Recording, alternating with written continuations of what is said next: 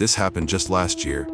My buddy Jimmy is deep in the music world, specifically the dance-ska electronic scene up and down the East Coast, mostly New Jersey and New York. It's wild how much he and his team have done in just 2 years. Their company throws events at high-profile venues, usually the best-known club or party space in whatever city they're in. And they bring in the talent, which is often a well-known, sometimes borderline, famous DJ. I'm not super plugged into that scene, so I couldn't tell you every name they've booked, but there have definitely been some big ones. Anyway, Jimmy and I go way back, like 20+ years. He's basically been my best friend my whole life. Because of that, he lets me and a bunch of our hometown friends come to his shows for free and hang in the VIP area with the talent. It's really cool, and honestly something I should have thanked him for more. Jimmy was booked to host a huge event the weekend of July 4th down at the Jersey Shore. It was supposed to be their biggest show yet and everyone we knew was going. Jimmy invited me to head down early with him, and of course, I said yes. The three of us, Jimmy, Ryan, and me, made the hour and a half drive and got to the venue about 4 hours before doors opened. Jimmy and his crew were setting up, so Ryan and I had nothing to do but kill time. We decided to get a head start on the drinking. The venue was providing free booze for Jimmy and his team, and Ryan and I definitely took advantage. By the time the first DJ started, we were already more than a little tipsy. It was 4th of July weekend, so we figured the debauchery was allowed. A couple hours later we were completely wasted. I don't remember being that drunk in a long time. Don't get me wrong, we're grown men and can handle our alcohol. But the problem wasn't being sick or throwing up. The problem was our impulse control and poor decision making. Still, we were having a great time, at least what I can remember. As the night wound down, you reach that part where everyone figures out how they'll get home, or who they're going home with, or both. Jimmy had rented an Airbnb nearby and told Ryan and me we'd have beds, so getting home wasn't an issue. The other issue, who we'd end up with, was on my mind. We moved to the bar and started chatting with 2 girls we liked. Before long, we decided who we were going to spend the night with. Neither Ryan nor I are Calvin Klein models, but we're both over 6 feet. For whatever reason, height seems to be the Jersey Shore currency. Not looks, not build, not smarts, just height. Don't ask me why. I'm probably screwing up their names, but I think the girls were Gianna and Marcella.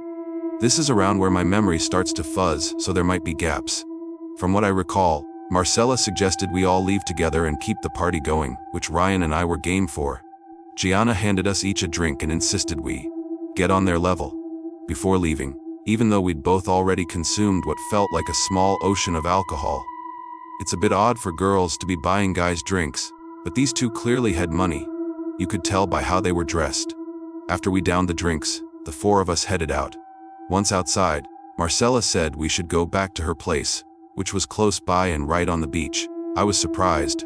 I figured we'd go to the Airbnb, but both girls said her beach house was way nicer. They had a point, so neither Ryan nor I argued. We walked along the beach, talking the whole time. The girls seemed smart and interesting. It was nice to talk about something other than nightlife for once. I even felt embarrassed about how drunk I was because I couldn't always express myself clearly. Around that point I noticed something weird. I was suddenly feeling way more intoxicated than just a few minutes before. Not the typical drunk where you lose a few memories. More like my body was failing me. My legs felt like cardboard, moving was hard, my limbs felt numb, and it was getting difficult to move my mouth and even my eyes. Then, just as fast as it came, the feeling eased and I went back to normal drunkenness. For the moment, we arrived at the beach house. I'm probably exaggerating because I was hammered, but it looked like a pro athlete's place. Inside felt decorative but minimalist at the same time. Sculptures on pedestals, art that blended into the walls.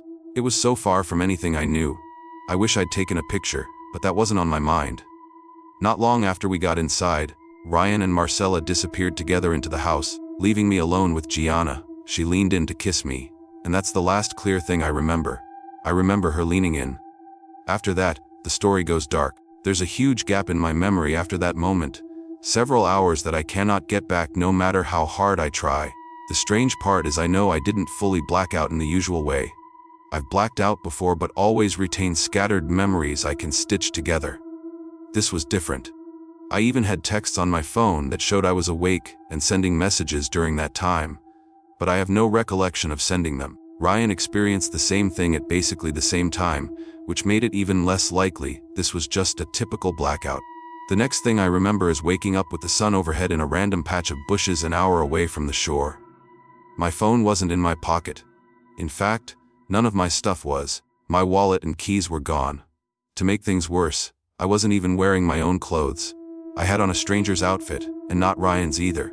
The only thing that was mine were my shoes, but the laces had been removed and they were soaking wet. My head hurt and I felt like I was waking from anesthesia. I just stared at the sky for a minute trying to figure out where the hell I was.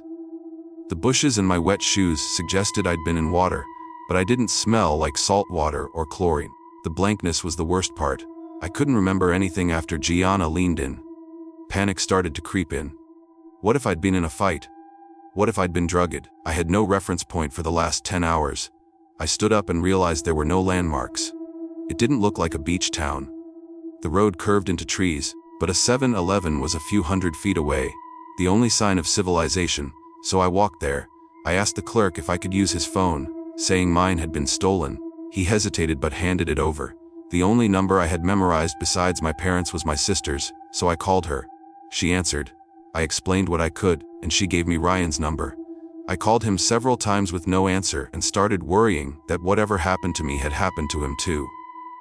Right then, Ryan walked into the 7-Eleven. We stared at each other for a second, then let out a huge sigh and dapped up. He told me his story and it matched mine almost exactly. We called the police and thanked the clerk.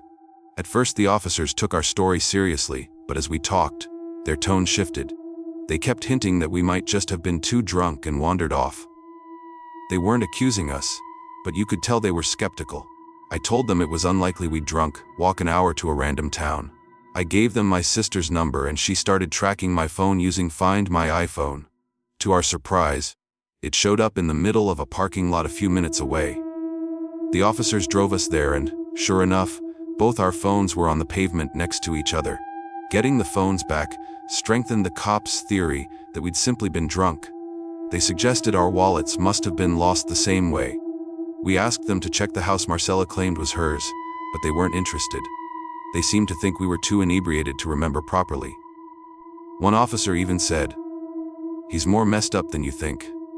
Then they handed us their cards and told us to call if anything else came up. They didn't connect us with anyone else. They told us to find a ride home and left. When the officers left, I looked through my phone. There were texts from me to a bunch of people. Jimmy, my parents, coworkers, girls I'd been texting. The messages sounded like something I'd write when coherent, not like a drunk ramble. But they contradicted one another. One text to Jimmy thanked him for the event and said we crashed at a buddy's. A text to my dad said we were safe and sleeping on a couch. Another to a girl I was texting said nothing strange, like I was at home thinking about her. The texts fit a calm, normal night, not the chaotic mess that had actually happened. I called Jimmy and he sounded relieved and terrified, saying he thought Ryan and I had died or something. He came to pick us up.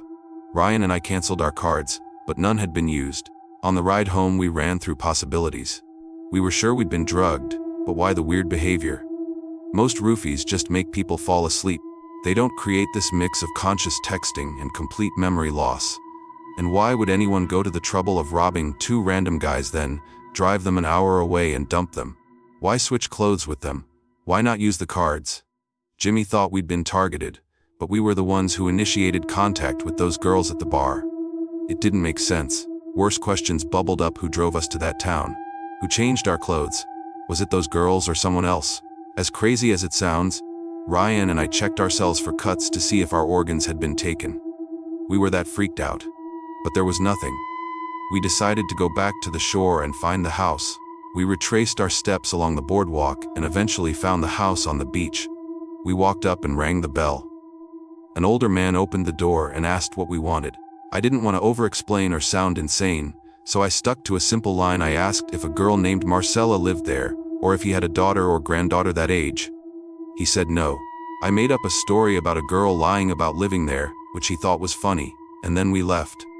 Walking away from that place left me with a sick, unsettled feeling. It wasn't pure fear, more like a deep discomfort, a sense that something awful had happened, and that we'd probably never know what. For a long time I was convinced those girls were part of something much bigger. that maybe they'd planned to hurt us and changed their minds at the last second.